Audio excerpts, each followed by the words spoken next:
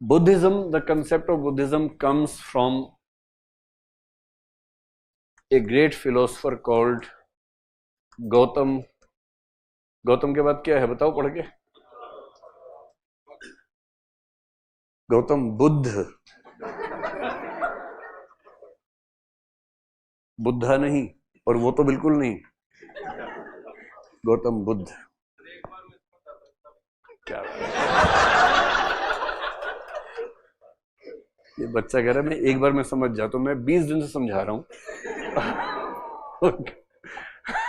20 का आज कौन सा दिन है? 15th डे आई गेस है ना. बस 5 दिन और हैं. उसके बाद आपको मुझे देखने से आजादी मिल जाएगी रोज रोज. And you will be liberated from the clutches of ethics. तो गौतम बुद्ध ने जो फिलॉसफी दी उसका नाम है बुद्धिज्म. गौतम बुद्ध के साथ बड़ी इंटरेस्टिंग बहुत सारी बातें हुई. और अगर मैं इस फिलॉसफी के बेसिक्स की बात करूं, उनकी लाइफ की हिस्ट्री आप जानती हैं, उसमें क्या जाना है. We are not suppose to study his epistemology because that is not connected with the ethics. We will just understand in few minutes what his metaphysics is so that it can be connected with the ethics if required. About metaphysics, first of all, if you ask Gautam Buddha, does God exist? He says no. God does not exist. So in a way you can say Buddhism is an atheist religion. Jainism is also an atheist religion, but Jainism has a good approach to answer this question. They say every human being can become a god. There is no God. There is no God who created the universe, who runs the universe, and who will or can destroy the universe. If that is the definition of God, God does not exist in Jainism. But in other sense, God exists. इसलिए वो महावीर क्या बोलते हैं? भगवान Mahavir. And if you ask them कि यार तुम ईश्वर को मानते नहीं और बोलते भगवान महावीर, तो कहेंगे इसलिए क्योंकि भगवान और ईश्वर अलग होता है. We believe in Bhagwan, we don't believe in Ishwar. So there is a difference.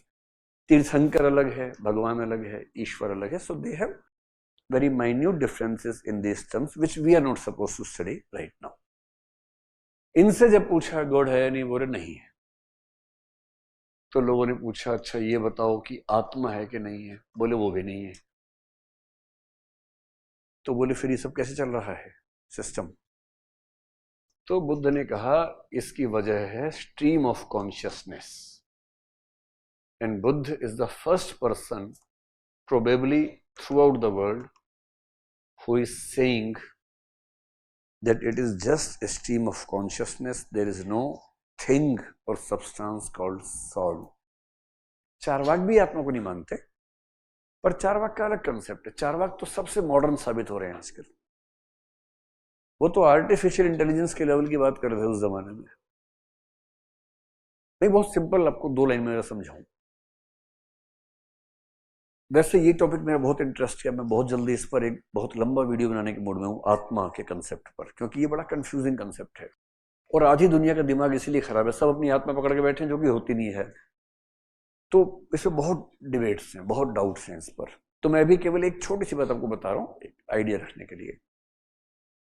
जो लोग आत्मा मानते हैं, क्यों मानते हैं, उसका बेसिक रीजन है कि there should be something, some base in which all the conscious things happen.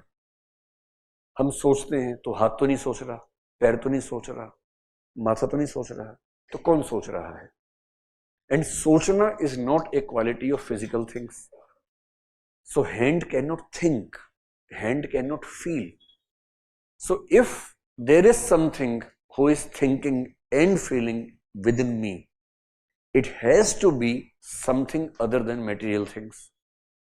So people believe there is something immaterial or conscious, that is Atma or soul, and that is responsible for thinking, feeling all the emotions, and for storing everything in the memory, because we also have memory which helps us working.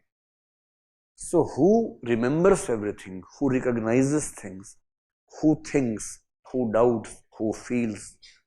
इन सब का जवाब है कि इन सबको इकट्ठा किया, एक कमरे में घुसाया, उस कमरे का नाम रखा आत्मा. चार्वाक सोचिए क्या बोल रहा है, कितना दिमाग वाला रहा होगा वो आदमी। 1600 1700 के बाद पहली बार एक मशीन बनी, calculator. And calculator is the first machine in human history which thinks without having a solve. It can solve mathematical questions better than us, more accurate than us, without any mistakes, with a very high speed. आपका IQ level कितना भी हो, calculator को नहीं हरा पाएंगे अगर वो एडवांस कैलकुलेटर है तो।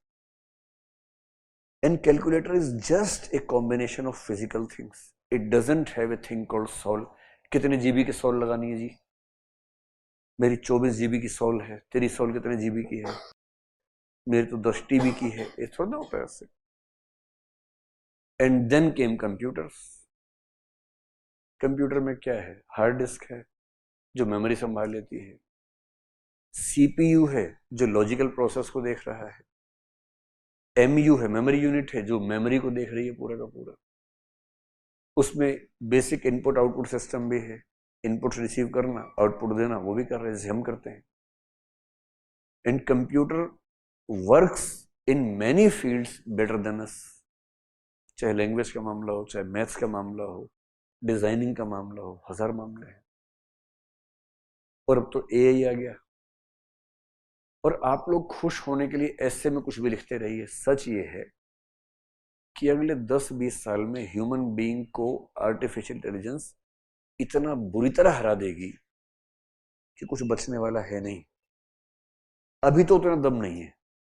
मैं चैट जीपीटी अक्सर यूज करके देखता हूं, इट इज फाइन, पर इतना दमदार नहीं है कि बहुत घबराने की बात अभी हो, फिलहाल हो। बट इन नेक्स्ट, भाई यूपीएससी के पेपर सॉल्व नहीं करने की वजह है कि चैट जीपीटी 2021 पर बेस्ड है, लेटेस्ट इंफॉर्मेशन है ही नहीं उसके पास। आप 2023 का पेपर 2021 की चैट जीपीटी सॉल्व करवा रहे हैं, जिस पेपर में करंट अफेयर्स बेस्ड क्वेश्चन बहुत सारे हैं।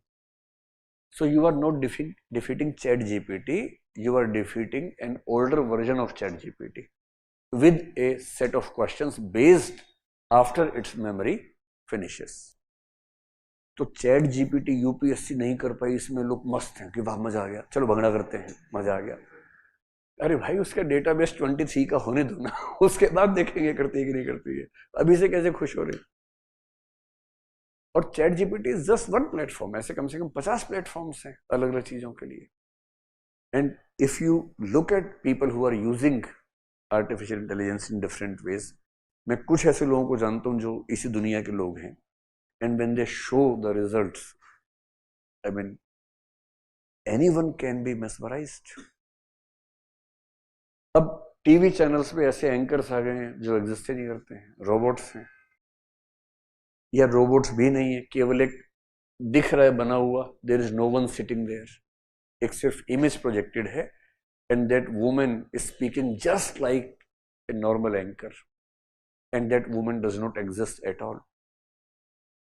ये तो बहुत छोटा यूज अभी का है ना, आज से 20 साल बाद सोचिए ना क्या होने वाला है। 20 साल बाद रोबोट्स हमसे अच्छा खेलेंगे हर गेम। आप क्रिकेट खेलेंगे, एक टीम रोबोट की एक इंसान की, रोबोट ऐसी तैसी कर देंगे आपकी। उनके पास सेंसेस 15-20 है, पीछे से बोल आ रही है वो भी दिख रही है उनको, स्पीड बढ़ा सकते हैं, कोई थकते ही नहीं है, बैटरी है उनके पास ठीक ठाक, फुल चार्ज होके आए हैं, उनकी हड्डी में दर्द ही नहीं होता, उनकी आंख खराब ही नहीं होती है, पलक झपकते ही नहीं, उनके सेंसर्स लगे हुए हैं। आप 2 आंख से देख रहे हैं, वो 20 सेंसर से जज कर रहे हैं बॉल को। कैसे उनको हराएंगे भाई? ऑलमोस्ट इम्पॉसिबल हो जाएगा। And all these machines are working without a thing called consciousness, I mean without a thing called soul. तो चार्वाक क्या कह रहा है कि जो मेटीरियल बॉडी है, फिजिकल बॉडी है, ये फिजिकल बॉडी इस तरह की है कि इसी में कॉन्शियसनेस इमर्ज हो जाती है। So who is thinking is not soul, body is thinking, and this is being said by Charvaka. And Charvaka is the only Indian school which claims body thinks, not the soul. And now computers are proving that body thinks, it's not the soul. And this ideology is known as materialism, which is rare in India, which is to some extent visible in Western philosophy. We have 3-4 philosophers there, including Karl Marx and many other. India में एक school of thought है. अब हो सकता है कि future में वही साबित हो जाए. सब लोग आत्मा लिए घूम रहे हैं तो पता लगा है ही नहीं, इतने दिनों से उसके साथ चल रहे थे. आपको डर लग रहा है कि आत्मा निकल गई आज तो? डरना नहीं है, दुनिया ऐसे ही है, किसी को नहीं पता, सब तुक्के लगा रहे हैं. तो समझ गए भाई, एक तुक्का लगाता है एग्नोस्टिक, एक लगाता है अथीस्ट, सबके तुक्के अपने अपने हैं, तो उनके क्वेश्चंस आंसर अपने हैं. चलिए, बुद्ध कह रहे हैं कि आत्मा नाम की चीज तो नहीं है, but there is a stream of consciousness, there is a flow of consciousness. जैसे रिवर, रिवर नाम की चीज नहीं है. River is nothing but a continuous flow of water particles, that's all. हर सेकंड में पानी की बूंदें अलग अलग हैं. No two droplets of water are same और आइडेंटिकल, वो लगातार बह रही है. There is nothing like river. River is not a thing. River is just a name given to understand the flow of water. तो आत्मा क्या है? समझ लीजिए कि रिवर जैसा कुछ है जो कॉन्शियसनेस से फ्लो करती है, पर उस पूरे सिस्टम को एक नाम देने के लिए हम बोल देते हैं कि आत्मा है. But Buddha doesn't believe in आत्मा, इन सोल. फिर किसी ने पूछा कि बाबा हर चीज में नो नो बोल रहे हो, तो बताओ कि वर्ल्ड है कि नहीं है, यूनिवर्स है कि नहीं है? बोले यस, यूनिवर्स है, पर यूनिवर्स क्या है? नॉन इटर्नलिज्म. नॉन इटर्नलिज्म को हिंदी में बोलते हैं अनित्यवाद. इसका मतलब दुनिया में कुछ भी परमानेंट नहीं है. एक आपने स्टेटमेंट सुनी कि बहुत पॉपुलर है, nothing is permanent except change. Change is the only permanent thing. ये बुद्धिज्म की बात है. And surprisingly at the very same time in the Greece there are some people who are saying the same thing. यहां तक कि example भी same दिया है. बुद्ध कह रहे हैं we can not take bath in a river twice. ठीक यही बात ग्रीस में हेराक्लाइटस कह रहा है, almost at the same time. We can not bathe in a river for 2 times. इस बात का मतलब समझेंगे अभी. तो अभी सिर्फ इतना समझें कि दुनिया में हर चीज क्या है? इटर्नल नहीं है, चेंज होती रहती है, चेंज होती रहती है. और इसी थियरी को आगे चल के बोला गया थियरी ऑफ मोमेंट्रीनेस. इसका मतलब है दुनिया की हर चीज सिर्फ एक मोमेंट के लिए होती है, in the next moment it finishes. एक मोमेंट के लिए. नश्वरवाद भी कह सकते हैं, लेकिन इसका जो सही ट्रांसलेशन है वो अनित्यवाद है. ये नॉन इटर्नलिज्म है, और उसका जो आगे चल के रूप हुआ उसको क्षणवाद कहते हैं. मोमेंट्री मतलब थियरी ऑफ मोमेंट्रीनेस कह देते हैं. तो ये एक बेसिक इंट्रोडक्शन हुआ बुद्ध का. हमें ज्यादा फोकस करना है बुद्ध के इथिक्स पर.